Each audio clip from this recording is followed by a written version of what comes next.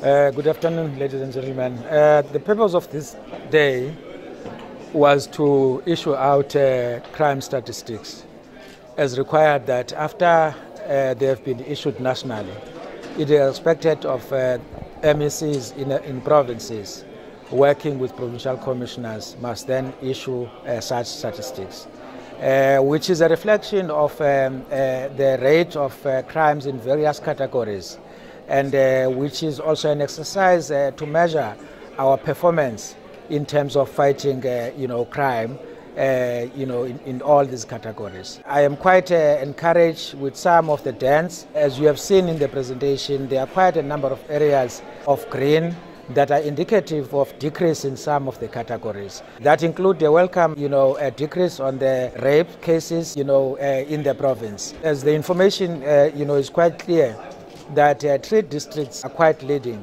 which is Nelson Mandela, OR Tambo, and Buffalo City Metro. And that's where the plan now of fighting crime, the battle will concentrate.